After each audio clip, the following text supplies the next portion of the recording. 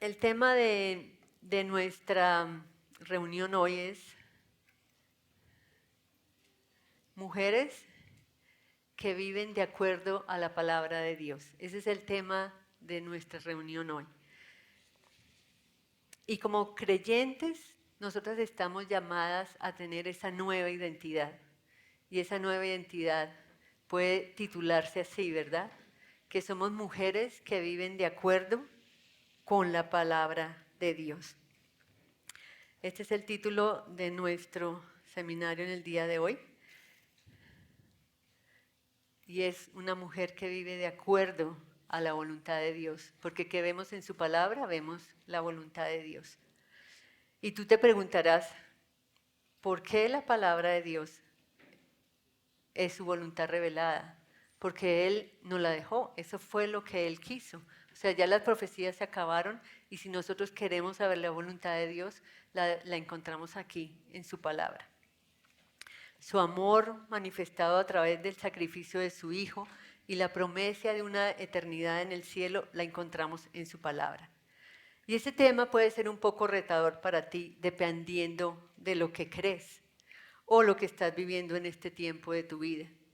También porque es un reto para cada una de nosotras. Además de conocer y poner en práctica sinceras instrucciones que vemos en la Biblia, es un reto. Es un reto porque nosotras debemos no solamente conocer la palabra de Dios, sino vivirla. Por eso Él nos ha dejado su palabra.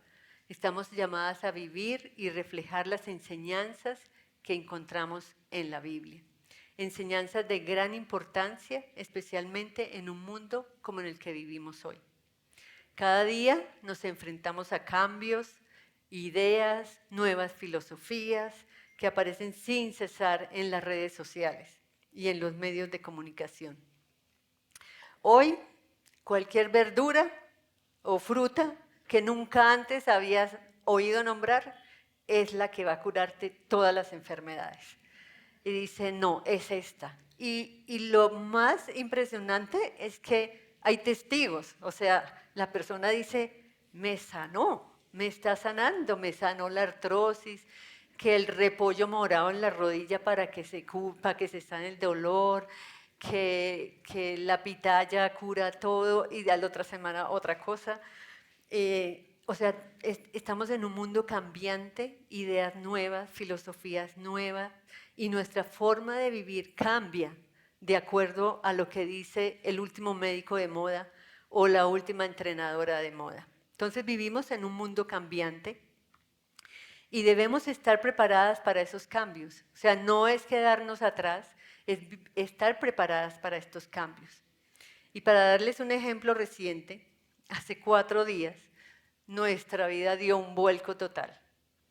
Hubo una explosión en el sótano de nuestro edificio y eso causó un daño muy grande. Un daño tan grande que nos quedamos sin casa. De un día para otro nos quedamos sin casa. Estamos sin casa y eso es un cambio. Eso es un cambio. De pronto tú no tienes que ponerte, tú no tienes que comer, tú no tienes dónde dormir. Y eso va a ser por un tiempo largo. Pero mi pregunta para ti hoy es, ¿cómo enfrentas tú esos cambios? ¿Cómo enfrentamos los desafíos del día a día? Algunos son más fáciles que otros, ¿verdad? Los cambios a veces son unos más fáciles que otros. Pero ¿dónde buscamos la dirección? ¿A quién acudimos por sabiduría, fuerza, disciplina y esperanza? La respuesta, como siempre, se encuentra en nuestro Señor y en su bendita palabra. Y esta era la situación de Tito, que es el libro, la epístola que vamos a estar estudiando hoy. Pablo lo dejó en la isla de Creta, en medio de un pueblo muy difícil para llevar a cabo una tarea humanamente imposible. Era plantar iglesias en un lugar lleno de corrupción, mentira e inmoralidad. Es muy parecido a lo que vivimos hoy en día en nuestro país, ¿verdad? Y alrededor del mundo. Un sitio lleno de corrupción, mentira y inmoralidad. ¿Y cómo iba Tito a lograrlo? ¿Cómo enfrentaría él semejante desafío? La respuesta está en el Evangelio. Esta es la promesa de Dios, en la certeza de su llamado, en la obra del Espíritu Santo en el corazón de los hombres y mujeres que Él salva. La respuesta es el Evangelio. Y es que, mis hermanas, la redención que Dios nos concede no es solo para asegurarnos el cielo. Nuestra salvación fue diseñada desde antes de la fundación del mundo para transformarnos aquí y ahora. O sea, no vamos a transformarnos en el cielo porque en el cielo ya no necesitamos ser transformadas. Debemos ser transformadas aquí y ahora. ¿Y qué significa esta transformación? Es que vayamos a vivir una vida de pureza. Una pureza que no es el resultado de nuestros esfuerzos, sino la evidencia viva de un Salvador glorioso que obra en nosotras. Así que hoy vamos a mirar juntas Tito 1, capítulo 1, y vamos a estar en el versículo 1, del 1 al 4. Entonces, permítame, yo busco aquí Tito. Y ustedes también pueden buscar Tito mientras yo lo encuentro. Tito capítulo 1 y vamos a estar en los versículos del 1 al 4. ¿Qué vamos a recordar en esta epístola y en estos poquitos versículos que vamos a estudiar? Vamos a recordar que nuestra redención es segura, que nuestra misión es clara y que nuestro privilegio es vivir en esa pureza que adorna el evangelio que predicamos. Entonces leamos juntas Tito capítulo 1 versículos 1 al 4. Pablo, siervo de Dios y apóstol de Jesucristo, conforme a la fe de los escogidos de Dios y al pleno conocimiento de la verdad que es según la piedad, con la esperanza de vida eterna, la cual Dios, que no miente, prometió desde los tiempos eternos y manifestó a su debido tiempo su palabra por la predicación que me fue confiada conforme al mandamiento de Dios nuestro Salvador. Tito, verdadero hijo en la común fe, gracia y paz de Dios el Padre y de Cristo Jesús nuestro Salvador. Acompáñenme a orar, por favor. Gracias te damos, Señor, por esta linda oportunidad que nos das de volver a estar aquí reunidas alrededor de tu palabra. Señor, queremos ser más parecidas a ti cada día y sabemos que la respuesta, las herramientas, la esperanza, la tenemos en tu bendita palabra, Señor. Sabemos que tenemos problemas, dificultades, a veces no tenemos esperanza, tenemos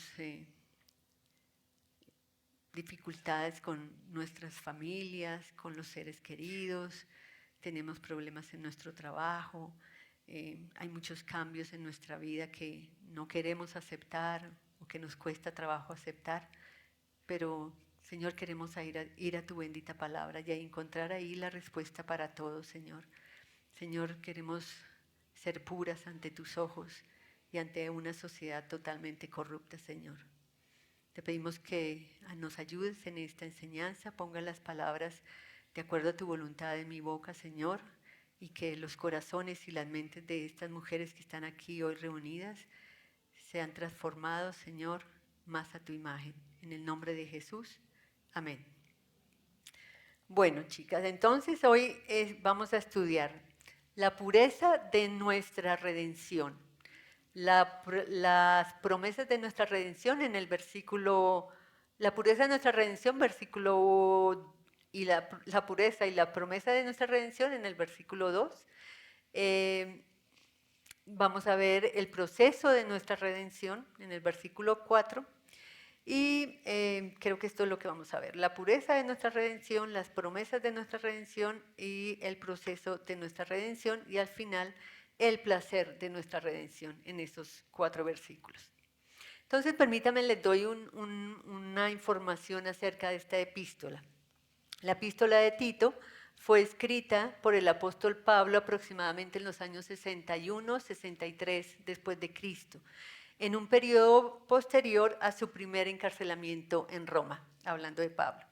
y antes de su segundo y definitivo arresto que terminaría con su martirio. Pablo dejó a su fiel colaborador Tito en la isla de Creta, una sociedad notoriamente conocida por su corrupción moral, su idolatría y su falta de disciplina social. De hecho, uno de sus profetas, como Pablo cita en Tito 1:2, caracterizó a los cretenses como mentirosos, malas bestias y glotones ociosos. Entonces la tarea de Tito era tremenda, porque si esa era la característica que uno de los cretenses decía de ellos, era que era verdad.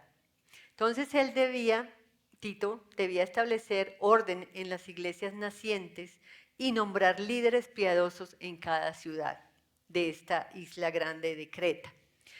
Creta era una isla costera muy poblada y era un ambiente muy difícil para plantar iglesias sanas, ya que estaba sumida en el desenfreno moral y en la falsedad religiosa.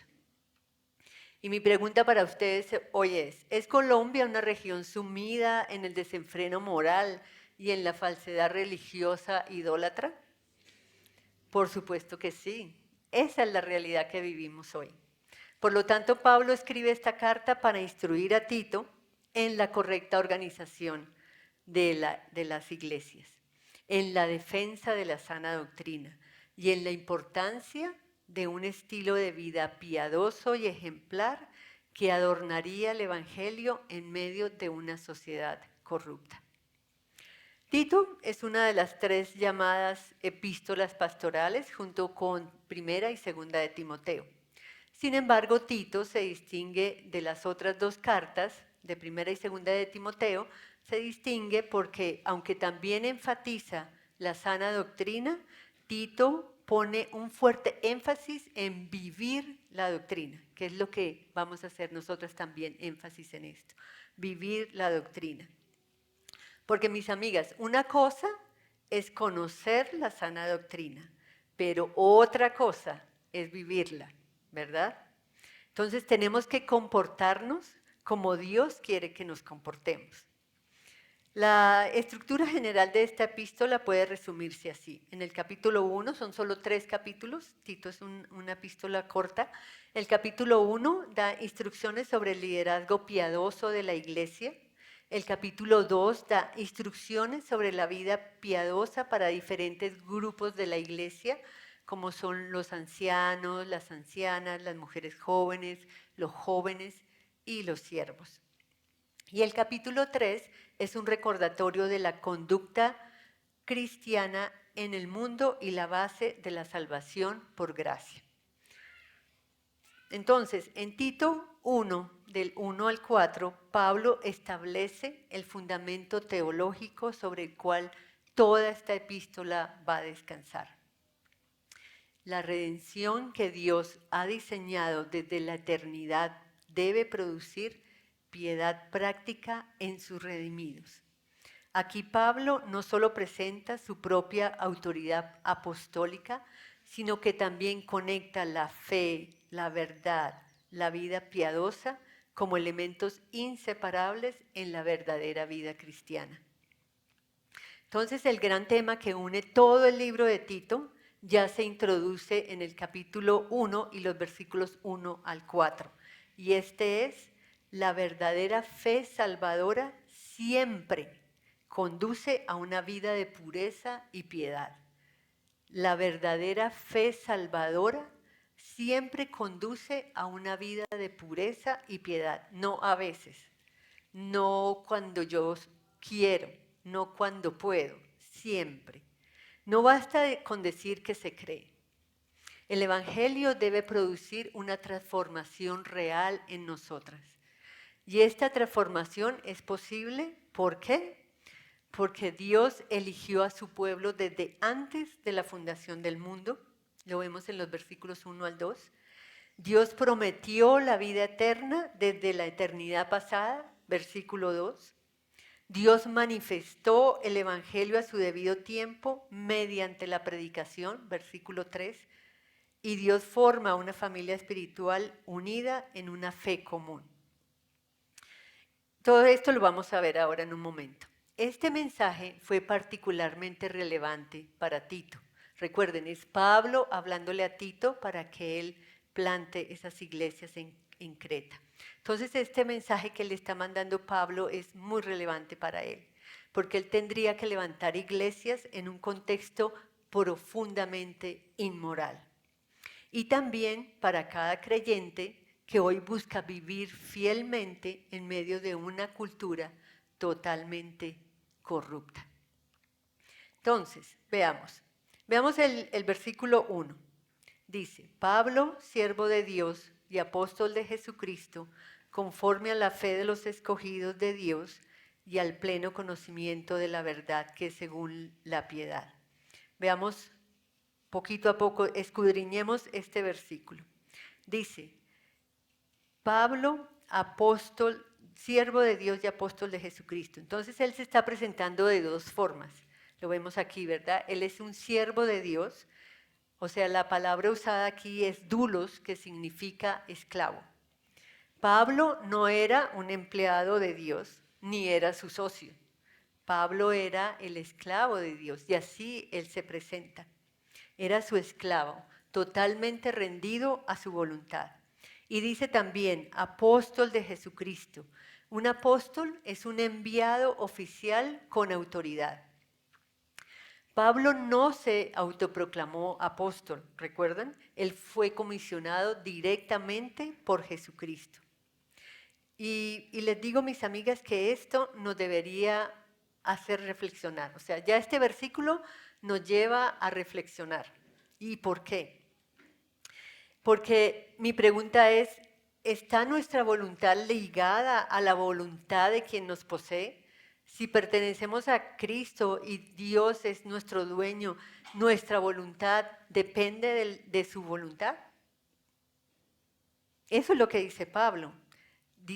Pablo dice, sea cual sea la voluntad de Dios, eso es lo que yo quiero. Y mi pregunta para ti hoy es, ¿tú eres esclava de Dios? Pablo se presenta como un siervo de Dios, apóstol de Jesucristo, enfatizando que su vida está completamente sometida a la voluntad de Dios. Su voluntad está totalmente consumida a la voluntad de su maestro. Por lo tanto, cumplir su misión, la misión del maestro, será su misión. Señor, lo que tú quieras que haga, eso haré. Tu voluntad es la mía. Amigas, esta es una forma única de ver la vida. ¿Alguna vez has visto tu vida así? Señor, lo que tú quieras que yo haga, eso haré. Señor, cualquiera que sea tu voluntad para mí, cualquiera que sea tu voluntad para mí es lo que yo quiero hacer.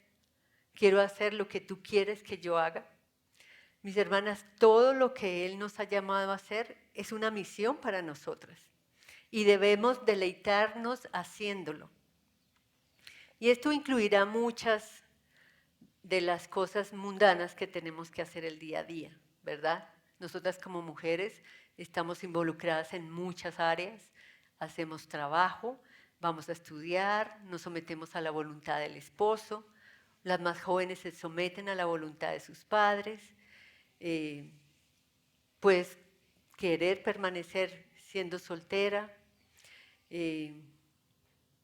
o pueda que no, pero tú te sometes a la voluntad del Señor. Si no eres casada, sométete a la voluntad del Señor para tu soltería. Y si eres casada y te quieres separar, sométete a la voluntad del Señor porque Él te quiere casada. Lavar la ropa, cambiar los pañales para aquellas que tienen bebés, limpiar el piso, doblar la ropa. Ya saben, todas esas tareas del día a día que tenemos que hacer como mujeres solteras, casadas, esposas, madres, abuelas, todas tenemos muchas actividades que realizar. Entonces no las consideren molestas. Esa es la voluntad de Dios para ti ahora. Entonces es hacerla como dice Pablo, tu voluntad es mi voluntad y lo voy a hacer con gusto. Ese es el llamado de Dios para nosotras, ¿verdad? Y así incluso, como les digo, en las cosas que no nos gustan, deberíamos hacerlas encantadas, porque esa es la voluntad de Dios para nosotras. Cuando consideramos lo que dice Pablo, que él es un apóstol de Jesucristo, entonces podemos entender por qué a él no le resulta molesto hacer lo que tiene que hacer. Porque dice conforme a la fe de los escogidos. Entonces, miremos esa siguiente parte. Ya vimos que él es siervo, él es apóstol, hace la voluntad de Dios, como nosotras queremos hacer la voluntad de él. Y ahora miremos la segunda parte que dice conforme a la fe de los escogidos de Dios. Dios desde la eternidad eligió soberanamente a aquellos a quienes serían salvos. Fíjense en lo que dice, conforme a la fe de los escogidos de Dios. O sea, Pablo recibió la fe de Dios, quien lo eligió para la salvación. O sea, Dios nos elige y luego nos da la fe para creer. O sea, Dios concede la fe. La fe no nace de nosotras, sino es un regalo divino, dice Efesios 2:8. Entonces, ¿cómo se convirtió Pablo en siervo de Dios? De la misma manera que lo hicimos ustedes y yo. Fíjense en lo que dice, conforme a la fe de los elegidos de Dios. Pablo recibió la fe de Dios, quien lo eligió para salvación. Quien Dios nos elige y luego nos da la fe para creer. ¿Y qué dice la Escritura acerca de nosotros antes de ser elegidos y antes de ser parte de su familia? Romanos 3, 10, 18 no lo dice. Voy a leerlo. Como está escrito, no hay justo ni aun uno, no hay quien entienda, no hay quien busque a Dios. Todos se han desviado, a unas se hicieron inútiles, no hay quien haga lo bueno, no hay ni siquiera uno. Sepulcro abierto es su garganta, engañan de continuo con su lengua, veneno de serpientes hay bajo sus labios. Llena está su boca de maldición y amargura, sus pies son veloces para derramar sangre, destrucción y miseria hay en sus caminos y la senda de paz no han conocido. No hay temor de Dios delante de sus ojos. Entonces, eso éramos nosotras antes de ser salvas. Entonces, esta parte que el Señor nos salva y el Señor nos da la fe para creer. Y dice, y al pleno conocimiento de la verdad, la siguiente parte. Y al pleno conocimiento de la verdad. Entonces, después de que el creyente ha sido salvo y tiene la fe, entonces el creyente reconoce la verdad. Pablo también menciona aquí el reconocimiento de la verdad, lo que significa que Pablo reconoció la verdad que Dios puso en su corazón. Esa, mis hermanas, es la promesa del nuevo pacto. Y es que dice el Señor, pondré mi espíritu en vosotros, pondré mi ley en vuestro corazón y haré que andéis en mis caminos. Entonces Dios puso su verdad en el corazón de Pablo. Dios le dio la fe y Pablo creyó y reconoció lo que era verdadero. Lo que es verdadero, que es el Evangelio. Y fíjense en que Pablo dice, en pleno conocimiento de la verdad que es según la piedad. Seguimos en el versículo 1. ¿Qué está diciendo Pablo aquí? Aquellos a quien Dios elige, da la fe para creer y ellos reconocen la verdad. ¿Y cuál es el resultado? Porque hay un resultado aquí.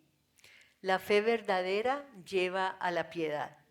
Es decir, la salvación debe producir pureza, devoción y obediencia, como leemos en 1 de Pedro 15, 16. Sino que así como aquel que os llamó es santo, así también sed vosotros santos en toda vuestra manera de vivir, porque escrito está, sed santos, porque yo soy santos. Entonces esa fe verdadera que el Señor pone en Pablo lo lleva a la piedad. Y esa piedad, es decir, que esa piedad produce pureza, devoción y obediencia. Porque el Señor nos pide a ser santas como Él es santo. Entonces la piedad, la pureza, la devoción, incluso la palabra piedad significa santidad y pureza, deben ser parte de nuestra identidad. Y permítanme decirles esto con toda franqueza esta mañana, pero con todo amor igual. Si no hay piedad después de tu salvación, no hay salvación. Porque ¿qué debería producir tu redención? Pureza. Si nuestra salvación no conduce al cambio, no conduce a la pureza en nuestras vidas, entonces no hay salvación. La piedad debe afectar todos los aspectos de la vida cristiana y Pablo lo deja claro aquí y en el resto de la carta. Por eso el título de nuestro seminario es Una mujer conforme a la palabra de Dios. Debemos, además de conocer la doctrina, vivir la doctrina. Debemos tener una doctrina pura. Debemos ser puras en nuestra conciencia. Así nos dice él. Algunos que dicen conocer la doctrina están contaminados. Su conciencia es impura, lo dice la palabra. Pero mis hermanas, aquellas de nosotras que conocemos a Cristo, debemos tener una conciencia pura. Por eso Tito inició la epístola enfatizando estos temas. ¿Y por qué enfatiza él estos temas aquí al principio? Porque Pablo le dice estas cosas aquí a Tito al principio, no porque se le vino a la cabeza, no, porque es que si vamos al capítulo 2, en ese capítulo 2 él va a instruir, Tito va a instruir a los ancianos, a las ancianas, a las mujeres, a las mujeres jóvenes, a los hombres, a los jóvenes. Entonces, él los va a instruir ¿en qué? Los va a instruir en ese fundamento, en la pureza. Porque nosotros no podemos enseñarle a otras mujeres a que amen a sus maridos si no tienen una base, un fundamento. Si son salvas, tienen que dar fruto. Y si no hay fruto, analiza. Si tú dices, es que no hay fruto en mí, no hay cambio, pídele al Señor por la salvación, porque no basta con conocer la doctrina, no basta con estar en una iglesia. Entonces, por eso estamos haciendo esta base, porque es importante para cada una de nosotras si queremos ser mujeres que muestran a Cristo. Debe haber pureza en nosotras y debe haber pureza en nuestro hablar. Es muy triste ver mujeres en la calle que fácilmente dicen vulgaridades y le llega a uno al oído y uno dice, increíble. En mi época, ahora ya puedo decir, en mi época, pues, soy una mujer mayor, las mujeres no decíamos groserías, pero ahora en la calle es lo más normal. Incluso las mujeres las dicen más duro, más fuerte, porque no sé qué pasó, hubo un cambio, pero nosotras debemos mostrar pureza, incluso en tus círculos más pequeños, con tus amigas más íntimas. Cuida tu boca de hablar. Mira, ¿qué estás diciendo? ¿Cómo te refieres a una persona así? ¿Cómo tomas del mundo esas frases sucias que no te llevan a nada? Especialmente lo hablo para las mujeres que van afuera al trabajo, a la universidad, al colegio, porque las mujeres que estamos en casa con los niños es más difícil, pero igual algo de pureza necesitamos. Entonces, que haya pureza en tu forma de hablar, que haya pureza en tus relaciones con los demás. Esa pureza quiere decir que tú no hablas de otra persona si esa persona no está enfrente de ti.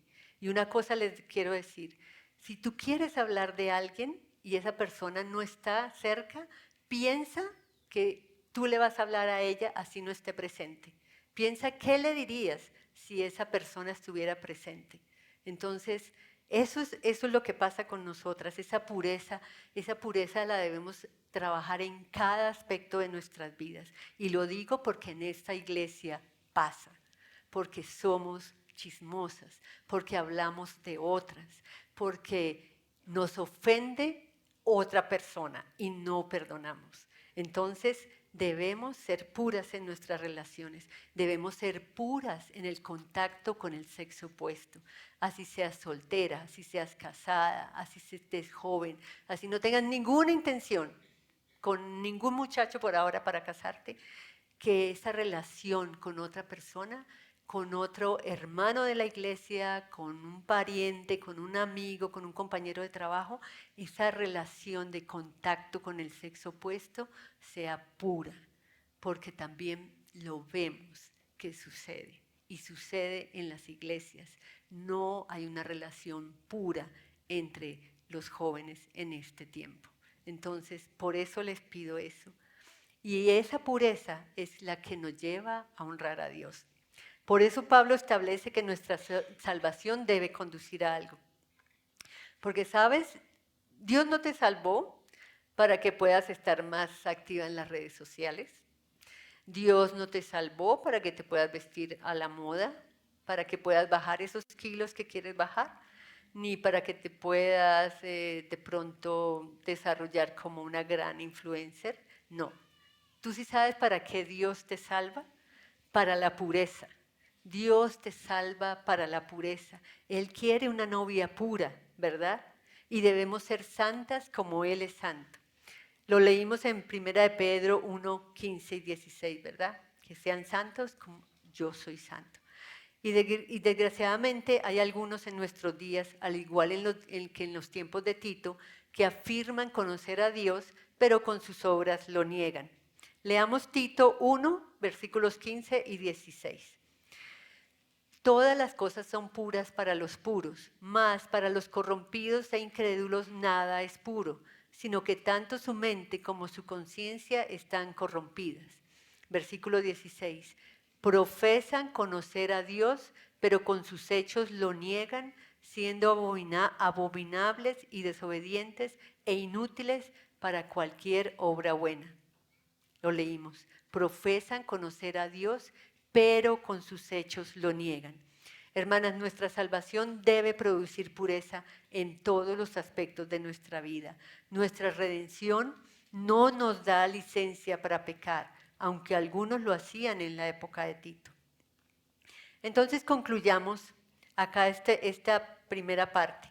Dios nos elige, Él nos da la fe, Él nos da la capacidad para creer en el Evangelio y Él nos lleva a vivir una vida de piedad. Veamos el versículo 2. Con la esperanza de vida eterna, la cual Dios, que no miente, prometió desde los tiempos eternos. Versículo 2. En este versículo, Pablo nos presenta una promesa inquebrantable que sustenta toda nuestra fe, la esperanza de la vida eterna, garantizada por un Dios que no miente. Él no puede mentir. La esperanza de la vida eterna es real. Y esta promesa tiene 3 características maravillosas. Nuestra salvación nos da una esperanza viva, que es la vida eterna. Pablo le recuerda a Tito la promesa de nuestra redención en este versículo 2 y la esperanza de la vida eterna que Dios, que no puede mentir, prometió antes de que el mundo existiera. ¿Y no es interesante? Pablo expone aquí 4 puntos de nuestra redención. Primero, la elección, la fe, la verdad del Evangelio y la piedad. Y ya que sin esas cosas no hay esperanza en la vida eterna. Entonces todo se va conectando, si se dan cuenta, todo va conectado. Entonces la elección, la fe, la verdad del Evangelio, la piedad, nos lleva a confiar que hay una vida eterna, a tener esa esperanza en una vida eterna. Pero como nuestra salvación está asegurada en Cristo, entonces sí tenemos esa esperanza, ¿verdad? Esa esperanza de la vida eterna. Porque ¿qué es la esperanza? La esperanza es la confianza en algo que uno cree y que no ha sucedido, ¿verdad? Es un placer anticipado. De hecho, recuerden lo que le dijo Jesús al ladrón en la cruz en Lucas 23:43, hoy estarás conmigo en el paraíso. Entonces, no es una posibilidad.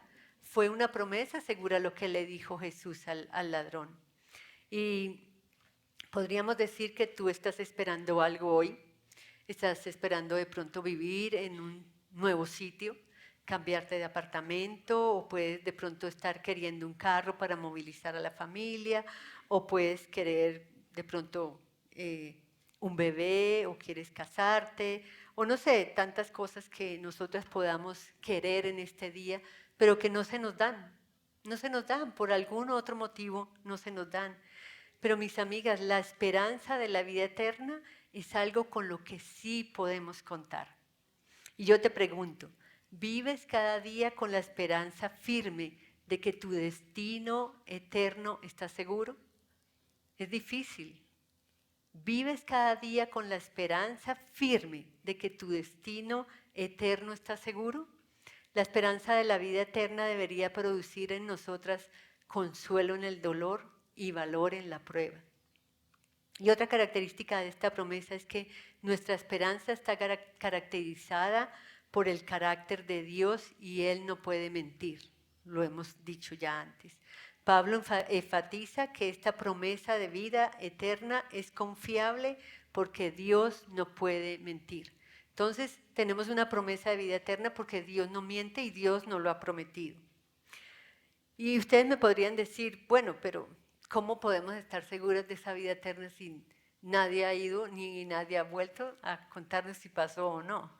¿Cómo sabemos que no es un mito? Fíjense en lo que dice Pablo. Dice que es una promesa que viene de Dios que no puede mentir. Entonces, mis hermanas, la vida eterna es algo absoluto en lo que pueden confiar y viene de Dios que no puede mentir. Porque dice en Números 23, 19, Dios no es hombre para que mienta, ni hijo de hombre para que se arrepienta. Y Hebreos 6, 18 declara que es imposible que Dios mienta. A diferencia del mundo, donde las promesas se rompen fácilmente, las promesas de Dios son inmutables. Mis hermanas, nuestra salvación está asegurada. Tú no pierdes la salvación. Estamos selladas hasta el día de la redención del Espíritu Santo. Entonces, nuestra salvación está asegurada y nadie nos puede arrebatar de la mano del Padre. Eso es maravilloso, ¿verdad? Tener esa seguridad. Y además de todo, tenemos la esperanza de una vida eterna. Y una tercera característica de este tema es, esta promesa fue hecha antes del principio del mundo. Ustedes y yo le podemos prometer a un hijo, a un sobrino, a un nieto, que haremos algo especial por ellos. Y luego rompemos esa promesa, tal vez porque surge algo o simplemente nos olvidamos. O tú le puedes prometer a una amiga que la ayudarás a hacer algo, pero luego no cumples esa promesa. Pero la promesa de la vida eterna proviene de un Dios que no puede mentir y no miente, y Él cumple sus promesas. Es una promesa que no podemos entender esa dimensión, porque nosotras desde pequeñas mentimos, desde pequeñas rompemos promesas, pero Él no rompe las promesas. Por eso nos cuesta trabajo dimensionar el que Él no mienta, dimensionar la vida eterna, pero real, porque aquí en la palabra de Dios está. Dios no miente. Pablo lo deja claro en Romanos 3, versículos 3 y 4. Dice, entonces, ¿qué? Si algunos fueron infieles, ¿acaso su infidelidad anulará la fidelidad de Dios? De ningún modo. Antes bien, se ha hallado Dios veraz, aunque todo hombre se ha hallado mentiroso, como está escrito, para que seas justificado en tus palabras y venzas cuando seas juzgado. Entonces, ¿cuándo se hizo esta promesa? Esta promesa se hizo antes de que el mundo comenzara. Pablo dijo que esto fue prometido antes de que comenzara el tiempo. Y debemos tener en cuenta que Pablo está hablando en términos que nosotras podemos entender y es el tiempo. Pero para Dios no hay tiempo. El tiempo para Dios no es esencial. Los días para Él no pasan ni lentamente ni rápidamente. El salmista es claro cuando dice, 1000 años son como ayer cuando han pasado y como una vigilia en la noche. Y eso es lo que dice Pablo aquí. Dios prometió la vida eterna antes de que el mundo comenzara. Antes de que Dios dijera, hágase la luz, y la luz se hizo, la salvación ya estaba prometida. De hecho, Pablo nos lo aclara en otra epístola pastoral. 2 Timoteo 1:9 dice, nos salvó según su propio propósito y según la gracia, la cual nos fue dada en Cristo Jesús desde la eternidad. Y Efesios 1:4 igualmente, según nos escogió en Él antes de la fundación del mundo, para que fuésemos santos y sin manchas delante de Él en amor. Entonces, mis queridas hermanas, el ancla de nuestra fe no son nuestras emociones cambiantes ni nuestras circunstancias variables. Todo lo terrenal es pasajero. La promesa de la vida eterna fue hecha por un Dios que no miente y fue establecida antes de que el tiempo comenzara. Y en un mundo lleno de incertidumbre, esta promesa inmutable es nuestra roca firme. Así que vivamos cada día con la esperanza cierta de que estamos en las manos del Dios eterno y que pronto estaremos con Él para siempre. Leamos el versículo 3. Y manifestó a su debido tiempo su palabra por la predicación que me fue confiada, conforme al mandamiento de Dios, nuestro Salvador. En este versículo Pablo explica cómo la salvación, planeada desde la eternidad, llega a nosotros en la historia real. Dios manifestó su palabra en el tiempo señalado. Lo vemos en el versículo 3, ¿verdad? Pero a su debido tiempo ha manifestado su palabra por medio de la predicación, dice Pablo, que me fue encomendada según el mandato de Dios, nuestro Salvador. Entonces Pablo deja aquí claro que la salvación viene completamente de Dios, quien eligió antes de los tiempos y prometió la vida eterna. Entonces ustedes podrían preguntarse, entonces, ¿cómo se conoce el Evangelio? Pablo dice que Dios a su debido tiempo manifestó su palabra por medio de la predicación.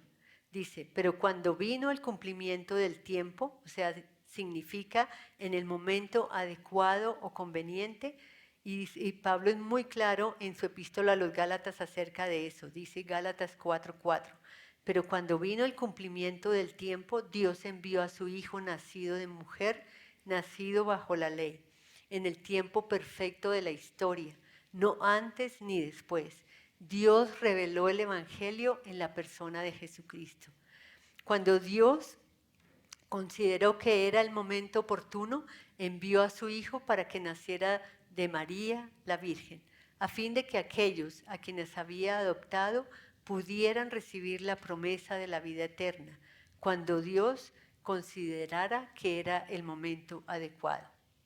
Entonces ustedes ahora dirán, bueno, pero entonces ahora ¿quién va a escuchar el Evangelio? Dios envió a su Hijo para que naciera, muriera. Entonces, ¿cómo escuchamos esa verdad? ¿Cómo vamos allí?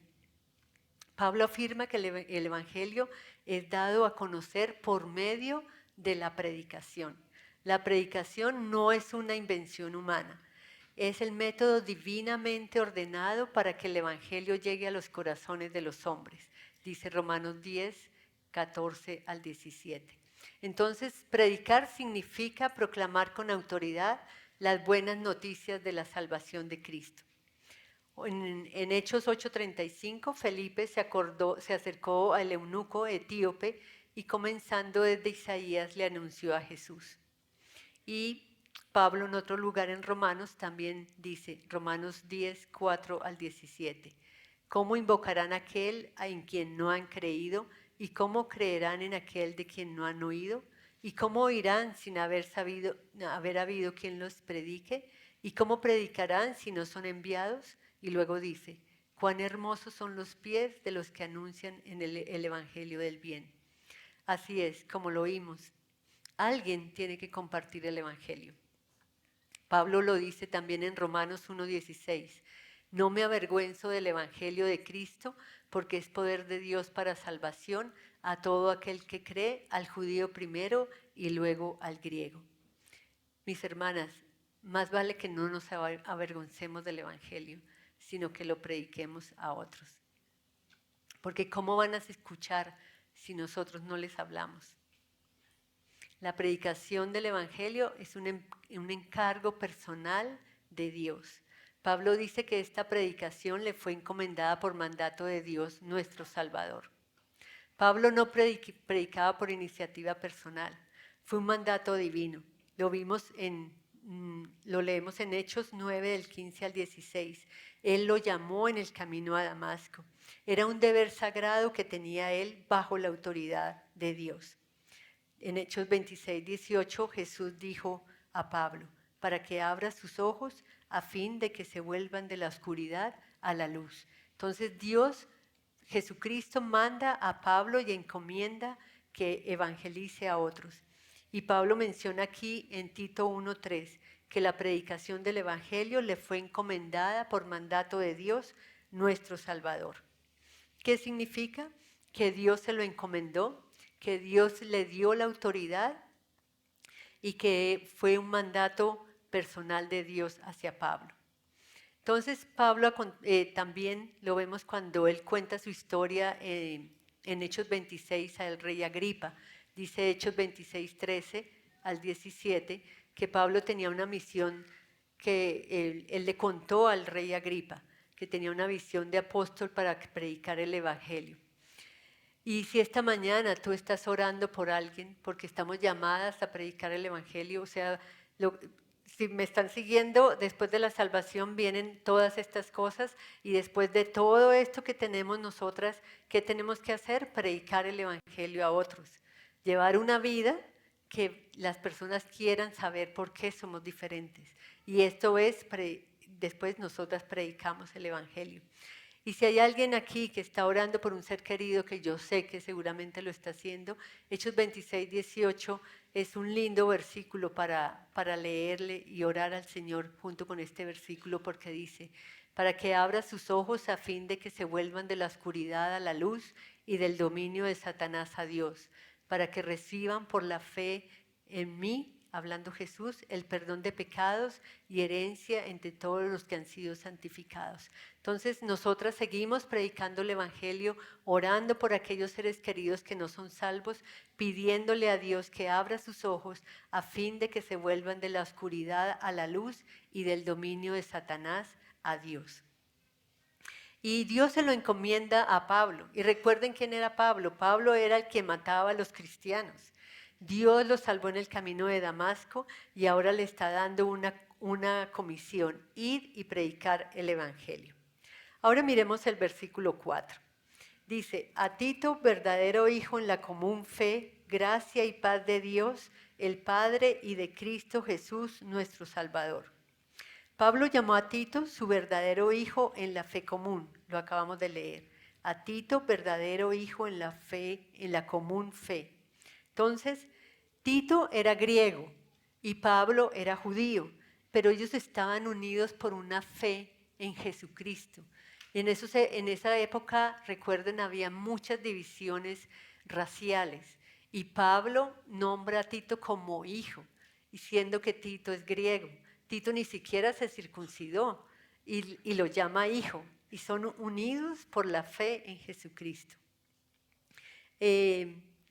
Ahí no hay diferencia, no hay diferencia de nada. Gálatas 3:28 dice, no hay judío ni griego, no hay esclavo ni libre, no hay ni mujer, porque todos sois uno en Cristo Jesús. Mis hermanas, aquellos que han sido elegidos y a quienes Dios, que no puede mentir, ha prometido la vida eterna, comparten una fe común. Entonces, estamos aquí reunidas como hermanas con una fe común, no importando la raza, no importando de dónde venimos, no importando nuestro contexto social, ni cultural, ni de qué región somos, ni incluso de qué país somos, porque estamos hoy reunidas aquí, porque compartimos una fe común. Y esto es el maravilloso placer de nuestra redención. Podemos compartir aquí con hermanas por horas y conversar con ellas y hablar acerca de tantas cosas. Es muy lindo esto de la fe común. Y Pablo describe uno de los grandes placeres y frutos que disfrutamos de esta redención. Y es muy interesante, porque todas las epístolas de Pablo están escritas a iglesias, pero aquí él se dirige a Tito, a su hijo, por una común fe. Es muy lindo. Y todos somos uno en Cristo Jesús.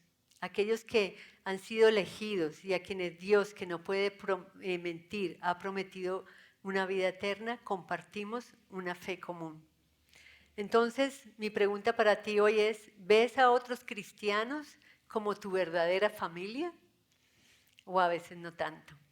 ¿Te alegras de la unidad que compartes con creyentes de todo el mundo, de todos los tiempos? Y eso es lo que le dice Pablo a Tito. Tú eres mi verdadero hijo en la fe. Te envío gracia, misericordia y paz de Dios Padre y del Señor Jesucristo. Entonces, ¿qué dice Pablo aquí? Le está enviando a Tito gracia, misericordia y paz de Dios. Padre, paz de Dios Padre y del Señor Jesucristo. Los regalos de la redención, gracia, misericordia, paz. Gracia, el favor inmerecido de Dios para salvarnos y sostenernos. Misericordia, la compasión de Dios que nos perdona y nos libra de la condenación. Paz, la reconciliación con Dios que trae descanso, seguridad y gozo. Esas tres bendiciones son la herencia diaria del creyente. No son obtenidas por esfuerzo humano, sino son regaladas por Dios. Dice Pablo, te envío gracia, misericordia y paz de Dios Padre y del Señor Jesucristo. Está diciéndole Pablo a Tito, Tito, vas a necesitar gracia, que es el favor inmerecido de Dios para cumplir toda esa tarea que tienes ante ti. Tito, vas a necesitar misericordia. Le dice, hijo mío, que es la compasión y la bondad de Dios. Esa misericordia la vas a necesitar mientras ministras a un pueblo necio y pecador en gran manera. Recuerde, le está instruyendo a Tito para ir a plantar estas iglesias en Creta.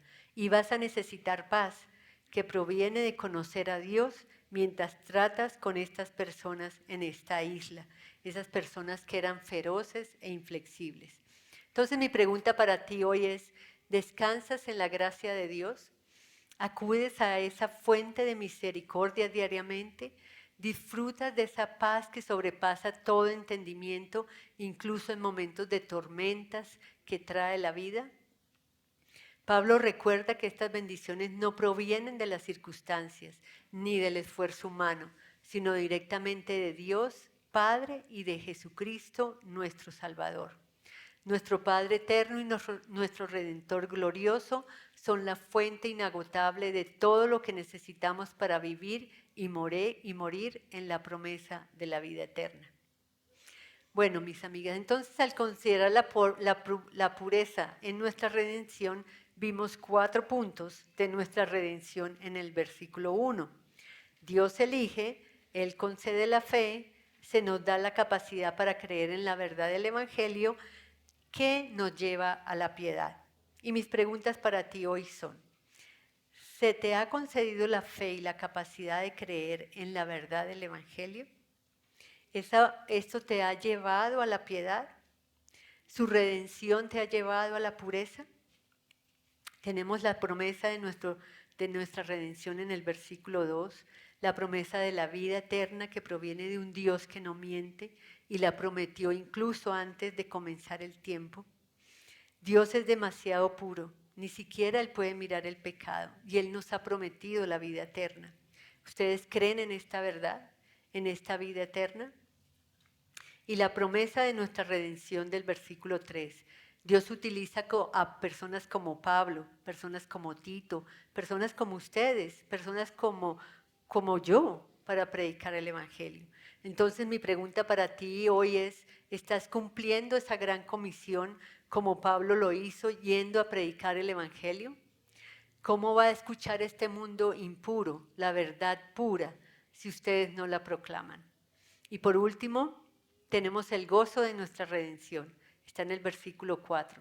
Y es esa fe común que nos une. Tenemos una familia más cercana que nuestra familia física. ¿Te has parado a pensar cuántos hermanos y hermanas en la fe tienen realmente? Miles, miles y miles. Es increíble cuando uno puede viajar de un país a otro y lo primero que quiere ir es a una iglesia cristiana. Y llega allí y es como si los conociera a todos de siempre.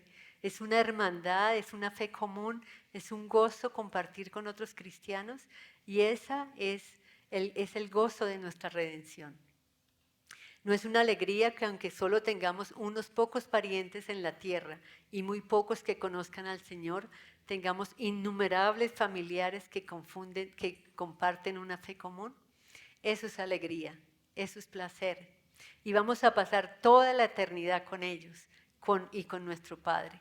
porque Dios nos eligió antes de que el mundo empezara. Entonces, a través de la epístola de Tito, al considerar con el Señor que vive en pureza, hemos visto que esta lección nos lleva a la pureza porque hemos sido redimidas. La pureza es lo que proviene de un Dios puro, que nos concede la salvación a través de la sangre pura de su Hijo, la cual cuando creemos nos lleva a la pureza. Entonces, ¿cómo honramos hoy a Dios? Siendo puras. ¿Cómo honras hoy a Dios? Siendo puras. ¿Cómo puedes tú ser pura en tu vida para que esto traiga gloria a Dios? Ve a las Escrituras, escudriñalas. Mis amigas y hermanas, todo es posible si vivimos en pureza con la ayuda de nuestro Señor Jesucristo. Vamos a orar. Señor, te damos las gracias porque tú nos has dado esa gran redención, nos has dado la fe para creer, nos has salvado y esa salvación fue en nosotros, la tenías prevista desde antes de la fundación del mundo. Te damos las gracias por esa salvación tan preciosa, esa salvación que nos lleva a creer, esa salvación que nos lleva a la fe, que nos lleva, Señor, a vivir en piedad. Señor, haznos mujeres puras, porque este mundo está necesitado. Este mundo está necesitado de hablar del Evangelio a otros para que otros sean salvos, de ser puras para ser ejemplo ante otras, Señor. Señor, que nosotras siempre queramos llevar este Evangelio de verdad a otros, Señor. Que no nos avergoncemos del Evangelio, sino que queramos hablarlo a otras mujeres, a otras personas, Señor. Señor, haznos puras para no manchar tu nombre. En el nombre de Jesús, amén.